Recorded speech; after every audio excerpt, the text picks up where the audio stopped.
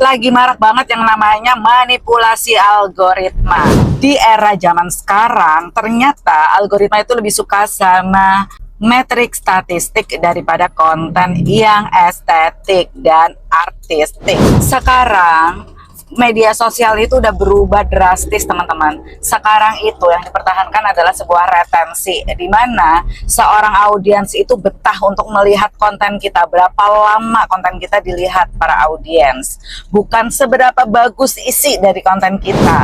Ada beberapa hal sih yang buat kenapa algoritma bisa dimanipulasi, salah satunya dengan penggunaan hook. Sebenarnya hook itu bukan sepenuhnya manipulasi ya teman-teman, karena memang itu salah satu bentuk strategi kita dalam berkonten, supaya penonton itu lebih cenderung penasaran nih sama kelanjutan isi videonya.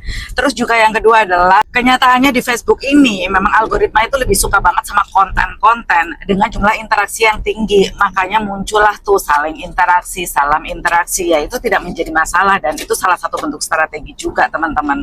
Tapi ya endingnya nanti kalau algoritma terus-menerus dilatih dengan beberapa faktor tadi yang ada, nanti pihak audiens itu kurang percaya nih sama isi konten-konten kita karena terlalu apa ya, penggunaan hook yang terlalu berlebihan misal, sehingga isi videonya itu sebenarnya ya tidak berarti, sehingga males kelanjutannya untuk melihat kelanjutan video kita selanjutnya, karena dinilai bahwa hooknya aja yang menarik tapi isinya ternyata tidak.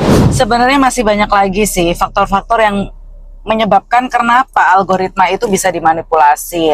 Ada booster juga, itu sebuah manipulasi algoritma.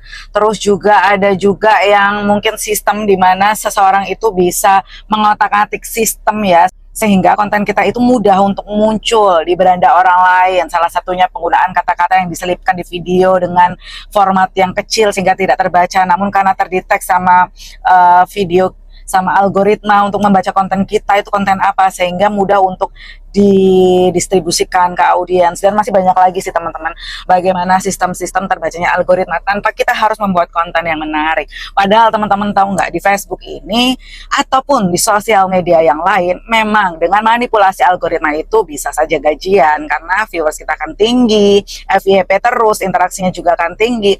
Tapi teman-teman, apakah itu akan bertahan? Padahal yang dicari seorang konten kreator di Facebook Pro itu adalah mempunyai gaji yang tinggi dan terus-menerus tinggi dan terus bertahan, memiliki popularitas yang baik, tidak hanya sekedar memaksa algoritma untuk menampilkan konten-konten kita padahal konten kita tidak menarik. Jadi pada intinya semua itu keputusan ada di teman-teman semua. Apakah teman-teman mau mendapatkan popularitas yang diharapkan atau hanya kebahagiaan popularitas semata saja? Manipulasi algoritma tidak salah, namun teman-teman perlu diwaspadai bahwa yang namanya segala hal yang instan-instan itu endingnya tidak baik. Semoga ini bermanfaat teman-teman, lakukan sekarang atau tidak, tetap kejar kualitas konten kita. Salam sukses Facebook Pro. Bye.